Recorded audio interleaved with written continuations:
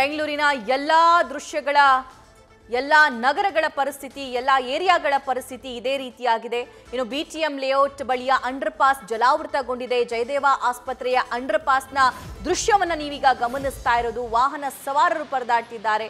ಅಲ್ಲಿ electric vehicle ನಿಂತಲ್ಲೇ ಕೆಟ್ಟು ಹೋಗುವಂತಹ ಪರಿಸ್ಥಿತಿ ಇದೆ. ವಾಹನ ಸವಾರರು ಬೀಳ್ತಾ ಇದ್ದಾರೆ. ಕಾರಣ ಅಲ್ಲಿ ರೋಡ್ ಕೂಡ ಸರಿಯಾಗಿಲ್ಲ. ಗುಂಡಿ ಮಿಶ್ರಿತ ರೋಡ್ ಅದು. ಅದರಲ್ಲಿ 2-3 ಅಡಿಯಷ್ಟು ನೀರು ನಿಂತ್ಕೊಂಡಿದೆ. ಆ ವಾಹನ ಸವಾರ ಅಲ್ಲಿ ಬೀಳ್ತಾನೆ, ನೋಡ್ತಾ ಇದ್ದೀರಿ. ಬಿದ್ದ ತಕ್ಷಣ ಆತನ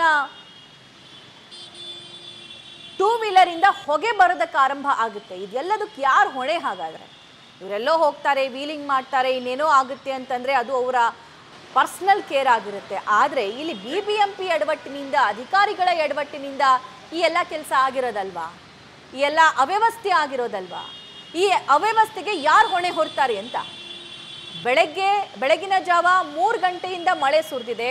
6:30-7 ಗಂಟೆವರೆಗೂ ಮಳೆ ಬಂದಿದೆ. ಈಗಾಗಲೂ ಕೂಡ ಜಿಟಿ ಮಳೆ ಆಗ್ತಿದೆ ಅಲ್ಲಲ್ಲಿ.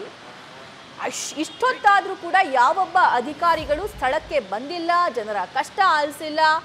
ಈ ನೀರು ಹೋಗೋದಕ್ಕೆ ಆಲ್ಟರ್ನೇಟ್ ವ್ಯವಸ್ಥೆ ಬೇರೆ ಇದೆಯಾ ಅನ್ನೋದರ ಬಗ್ಗೆ ಸ್ವಲ್ಪನೂ ಪರಿಶೀಲನೆಯನ್ನ ನಡೆಸಿಲ್ಲ. ಇನ್ನು ಆ ಭಾಗದಲ್ಲಿರುವಂತಹ ಜನಪ್ರತಿನಿಧಿಗಳು, ಶಾಸಕರು, ಸಚಿವರು ಏನು ಮಾಡ್ತಾ ಇದ್ದಾರೆ ಅಂತ. ಬೆಂಗಳೂರಲ್ಲಿ ಘಟಾನುಘಟಿ ಜನನಾಯಕರಿದ್ದಾರೆ, ಜನಪ್ರತಿನಿಧಿಗಳಿದ್ದಾರೆ. ಅದರಲ್ಲೂ ಪ್ರಮುಖ ಖಾತೆಯನ್ನ ಹೊಂದಿರುವಂತಹ ಸಚಿವರೂ ಕೂಡ ಇದ್ದಾರೆ. ಅವರೆಲ್ಲರೂ ಎಲ್ಲಿದ್ದಾರೆ ಅಂತ. ಬಿಬಿಎಂಪಿಯ ನಿರ್ವಹಣೆ ಹೇಗಿದೆ ಅನ್ನುವಂತಹ ಕೈಗನ್ನಡಿಯನ್ನು ನಾವು ಸದ್ಯಕ್ಕೆ ನೋಡ್ತಾ ಇರೋದು. ಅದು ಎಲ್ಲ ಸ್ಥಳಗಳಲ್ಲೂ ಆಗಿರಬಹುದು. ಯಾವುದೋ ಒಂದು ಸ್ಥಳ, ಒಂದು ಏರಿಯಾದಲ್ಲಿ ಈ ರೀತಿ ಮಳೆ ನೀರು ನಿಂತ್ಕೊಂಡಿದೆ ಅಂತಂದರೆ ಏನೋ ಒಂದು ಕಡೆ ಆಗಿರಬಹುದು ಅಂತ ಅಂದ್ಕೊಳ್ಬಹುದು. ಆದರೆ ಎಲ್ಲ ರೋಡ್ಗಳು, KR ಮಾರ್ಕೆಟಲ್ಲೂ ಕೂಡ ಅದೇ ಪರಿಸ್ಥಿತಿ. ಲಕ್ಷಾಂತರ ವಹಿವಾಟು ಆಗ್ತಾ ಇದ್ದಂತಹ, ಕೋಟ್ಯಾಂತರ ವಹಿವಾಟು ಆಗ್ತಾ ಇದ್ದಂತಹ ಸ್ಥಳ ಅದು. ಲಕ್ಷಾಂತರ ರೂಪಾಯಿ ಕಳ್ಕೊಂಡು ಅಲ್ಲಿ ವ್ಯಾಪಾರಸ್ಥರು, ರೈತರು ಕಂಗಾಲಾಗಿದ್ದಾರೆ.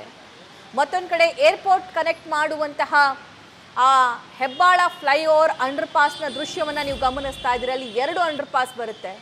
ಒಂದು RT ನಗರ ಅಂಡರ್ ಪಾಸ್, ಅದು ಬಳ್ಳಾರಿ ರೋಡ್ ಅಂತ ನಾವು ಕರಿತೀವಿ. ಮತ್ತೊಂದು ಅಲ್ಲಿ ಹೆಬ್ಬಾಳ ಅಂಡರ್ ಪಾಸ್, ಆ ಬ್ಯಾಪ್ಟಿಸ್ಟ್ ಹಾಸ್ಪಿಟಲ್ ಹತ್ರ ಇರುವಂಥ ಅಂಡರ್ ಪಾಸ್. ಅಲ್ಲೂ ಕೂಡ ಜನ ಹೋಗೋದಕ್ಕಾಗ್ತಾ ಇಲ್ಲ. ಸಾಮಾನ್ಯ ದಿನಗಳಲ್ಲೇ ಅಲ್ಲಿ ಸಂಚಾರ ಮಾಡೋದು ಕಷ್ಟ. ಯಾಕಂದರೆ ಅಷ್ಟು ದೊಡ್ಡ ದೊಡ್ಡ ಗುಂಡಿ ಅಲ್ಲ, ಅದು ಹಳ್ಳ ಬಿದ್ದಿದೆ ಅಲ್ಲಿ. ಅದನ್ನು ರಿಪೇರಿ ಮಾಡೋರು ಯಾರೂ ಇಲ್ವಾ ಅಂತ. ಮೊದಲೇ ಹೆವಿ ಟ್ರಾಫಿಕ್ ಏರಿಯಾ ಅದು. ಬೆಳಗ್ಗೆ 8 ಗಂಟೆಯಿಂದ ಮಧ್ಯಾಹ್ನ 12 ಗಂಟೆವರೆಗೂ ಕೂಡ ಹೆವಿ ಟ್ರಾಫಿಕ್ ಇರುತ್ತೆ ಅಲ್ಲಿ. ಏರ್ಪೋರ್ಟಿಗೆ ಕನೆಕ್ಟ್ ಮಾಡುವಂತಹ ಫ್ಲೈಓವರ್, ಏರ್ಪೋರ್ಟಿಗೆ ಕನೆಕ್ಟ್ ಮಾಡುವಂತಹ ರೋಡ್ ಅದು.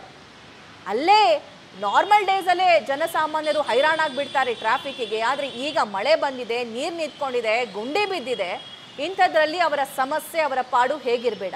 ಮತ್ತೊಂದು ಜಯದೇವ ಅಂಡರ್ ಪಾಸ್ನ ದೃಶ್ಯ ಗಮನಿಸ್ತಿದ್ದೀರಿ. ವಾಹನ ಸವಾರರು ಹೋಗೋಕ್ಕಾಗ್ತಿಲ್ಲ, ಅಲ್ಲಲ್ಲೇ ಬಿದ್ದು ಹೋಗ್ತಾ ಇದ್ದಾರೆ. ಮತ್ತೊಂದು ಓಕ್ಲಿಪುರಂನಲ್ಲಿ ರಾತ್ರಿ ಆಂಬ್ಯುಲೆನ್ಸ್ ಸಿಕ್ಕಾಕೊಂಡಿದ್ದಂತಹ ದೃಶ್ಯ.